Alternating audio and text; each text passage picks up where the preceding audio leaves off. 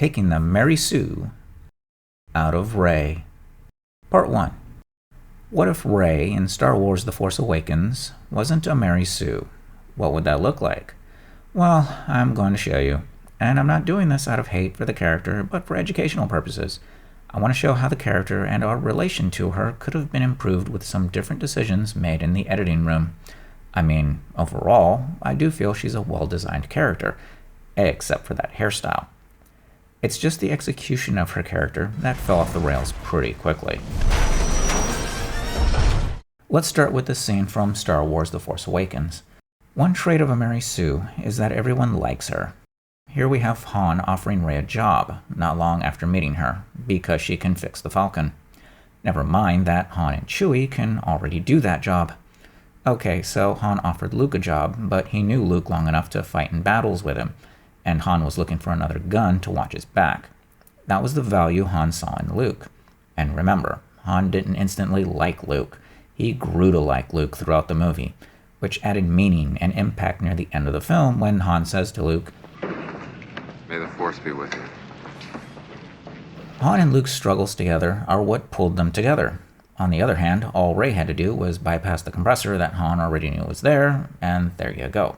She gets an instant job offer. I think I can handle myself. I know you do. That's why I'm giving it to you. Take it. You know how to use one of those? Yeah, you pull the trigger. A little bit more to it than that. You got a lot to learn. This is actually a good place to end this scene. One thing to avoid when editing is dragging a scene on longer than it needs to go. Up to this point, the scene is fine, since it's simply showing Rey's inexperience with using a blaster. You got a name? Rey.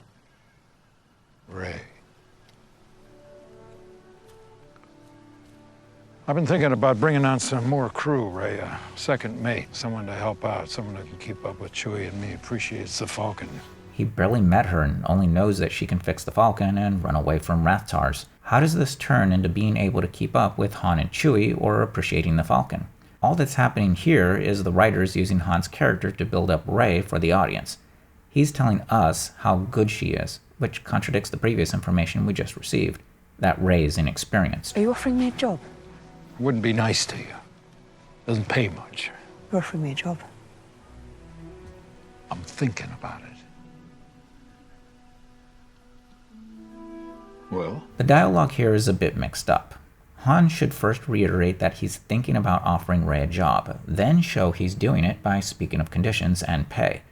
Still, he's trying to hire Rey despite Rey having no real value to him, and that's a problem.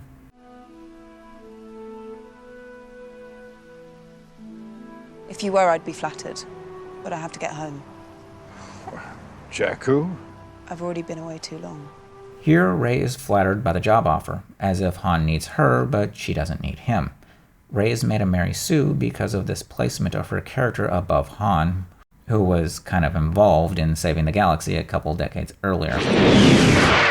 A more sensible and non-Mary Sue approach would be if Rey begged Han for a job on the Falcon as a means of traveling around to search for her parents, something Han could help her accomplish with his vast experience and contacts.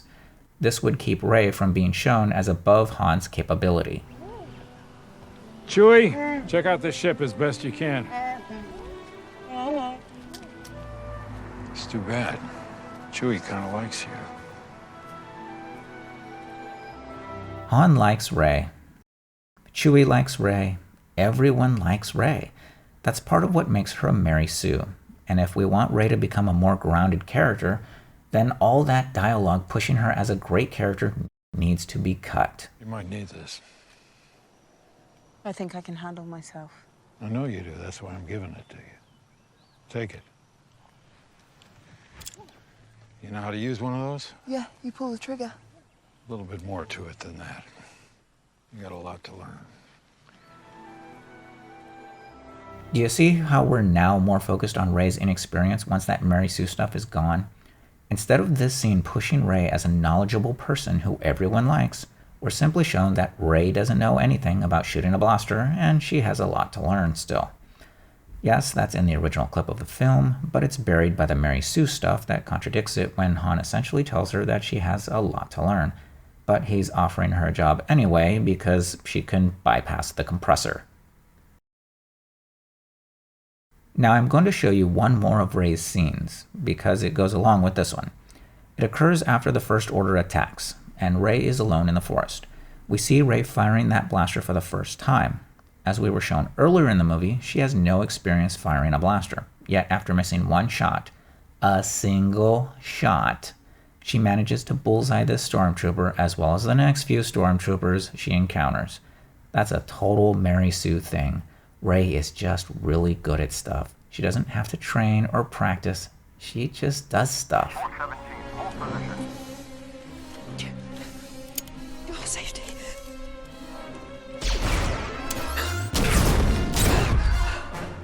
Right here, we have Ray fiddling with the blaster's safety as a poor attempt by the writers to make her seem inexperienced.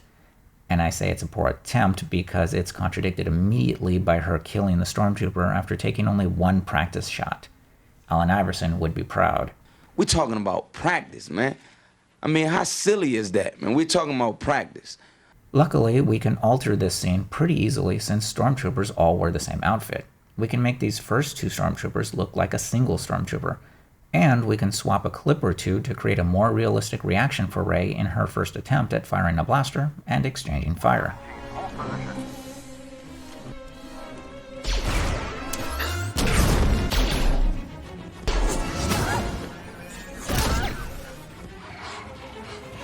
And what of the other stormtroopers Ray shoots? We can simply remove those clips, so all we see of Ray firing a blaster is her missing and running away. Then next time we see her, she's futilely trying to defend herself from Kylo Ren. It's important to see Ray struggle before that scene with Kylo Ren so that we have a consistent thread we follow with her. At first, we see her on Jakku, a place where she's grown up and has learned to survive and defend herself against the locals. Once she goes off planet, though, that's when we should see that there are things beyond her world that she's not ready to face yet.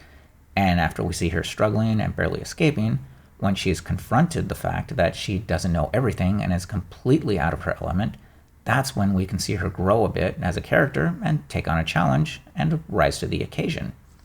But we'll get to all that later. By the way, for anyone even thinking of calling me sexist for making this video, let's talk quickly about Poe's Gary Stu-ness. I mean, he shoots down how many TIE fighters in how many seconds here? Let's count.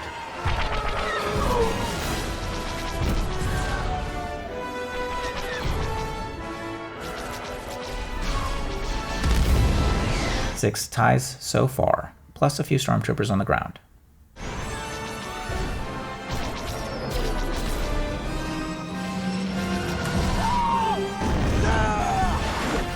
That's one hell of a pilot! That's a total of 10 TIE fighters in 15 seconds, and that's a total Gary Stu thing. How about we cut down on that a bit?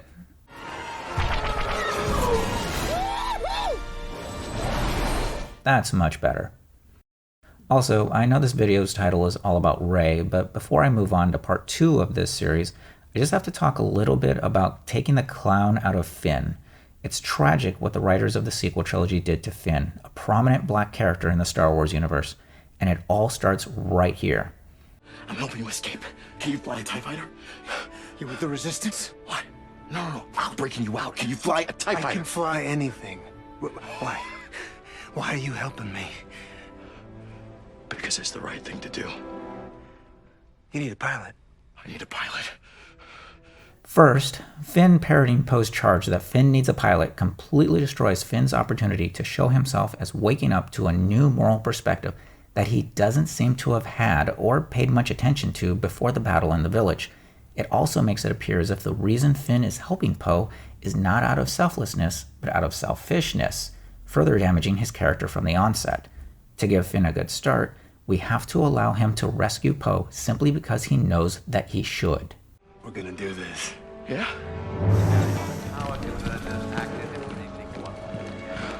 Okay. Stay calm, stay calm. I am calm. I'm talking to myself. We've just seen Finn made into a clown, and this bad comedy is just reinforcing that. If we want to see Finn as taking a brave new step into a new world for him, then we need to change that. I'm helping you escape. Can you fly a TIE fighter? You with the resistance? What? No. I'm breaking you out. Can you fly a TIE fighter? I can fly anything. Why? Why are you helping me? Because it's the right thing to do. Do you see how well that cut flowed into the next scene while setting up Finn as someone who is finding the courage to do what's right? Not yet. Okay, go. This way. See, with that nervousness cut, we're now reinforcing Finn as taking a bold and brave action in his rescue of Poe. Use the toggle on the left to switch between missiles, cannons, and mag pulse. Use the sight on the right to aim, triggers to fire. This is very complicated.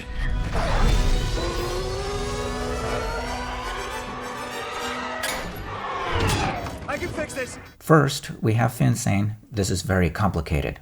Why? Why did the writers insist on making Finn the butt of 3 consecutive jokes in such a short time frame? Now, I'm okay with characters in humorous situations, but we first need to establish Finn's character before joking with him. Otherwise, the clownish behavior is what we establish as his character. Also, this tethered TIE fighter is a bad attempt at humor and only slows down the escape attempt, which isn't what we want right now. We don't want to slow down the energy of the scene at this point. We want to pick it up and build into the next action scene. We have an unsanctioned departure from Bay 2. Alert General Hux. Stop that fighter. This plays out too slow. We need to make some cuts that add some energy to it.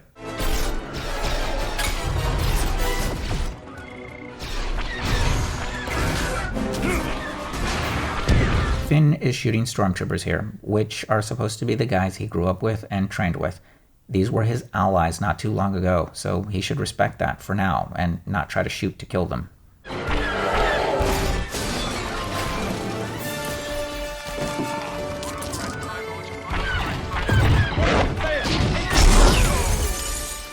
I got it.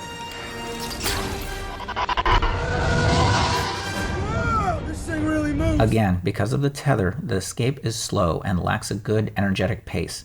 Let's see how the scene plays out without the tether. Always wanted to fly one of these things.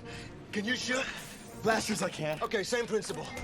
Use the toggle on the left to switch between missiles, cannons, and mag pulse. Use the sight on the right to aim, triggers to fire. We have an unsanctioned departure from Bay 2. Stop that fighter. So, already, this scene is moving fast, as it should. Finn and Poe have little time to escape without getting shot to pieces, especially once they launch that TIE fighter.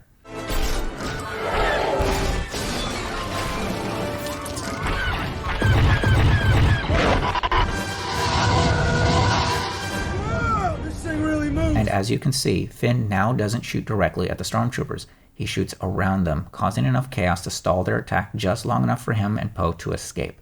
Yes, Finn will be shooting at stormtroopers later in the movie, but that's after they've chased him and shot at him a few times, pushing Finn to defend himself against his former friends. It adds up to a bit of a slower burn for Finn in his turn on the First Order. That's all I'm showing for now. If you liked this video, then please join me for part 2 of taking the Mary Sue out of Rey, to see how altering Rey's interrogation scene can change both her and Kylo Ren for the better.